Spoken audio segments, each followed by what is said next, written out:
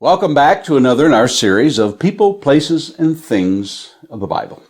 Our topic today is the prophet Isaiah.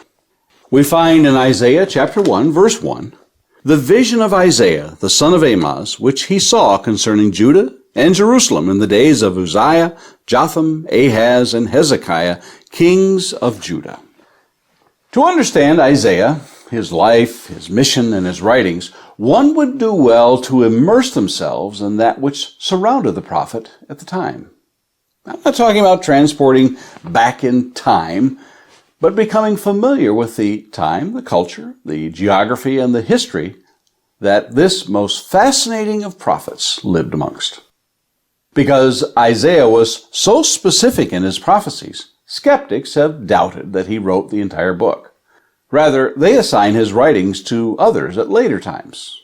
After all, to the mind that cannot comprehend the power of God, how could he have written about Cyrus more than 100 years before he lived, as we read in Isaiah 44:28 and 45:1? To those who close their minds to the all-knowing Jehovah God, how could Isaiah have known the future in such minute detail? But to the believer, there's no doubt that Isaiah said and did all that God commanded him to do.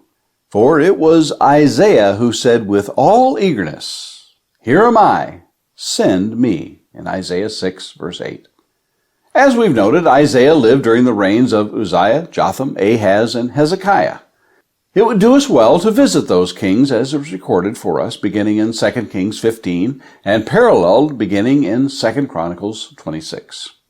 If history's not your strength, don't worry. Even the seasoned Bible student can become confused trying to keep track of who was who in this period of Israel and Judah's history of the kings.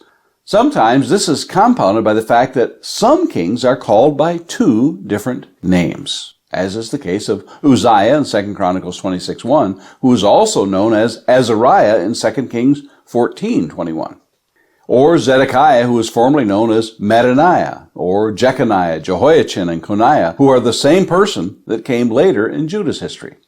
Then we have two kings named Jehoram who ruled at the same time. Sometimes a chart helps, sometimes a timeline. Sometimes just a list you can look at helps simplify the information at a glance. We can use outlines and diagrams, but there is no substitute for reading the book that bears Isaiah's name. One might be interested to note an unusual division in the book of Isaiah. Centuries ago, our modern Bible was divided into chapters, roughly as we know them today. The book of Isaiah was divided into 66 chapters, the same number of chapters as the Protestant Bibles have. Further, the book of Isaiah can be divided into two sections. The first section of 39 chapters is equal to the 39 books of the Old Testament and is very distinct from the remaining 27 chapters of the book, which corresponds to the 27 books of the New Testament.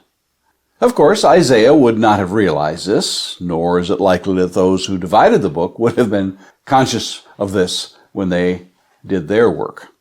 As you pore over page after page, you will likely marvel at the stunning clarity with which Isaiah describes the state of not only Judah, but also surrounding nations, who will soon feel the heavy hand of Jehovah upon them.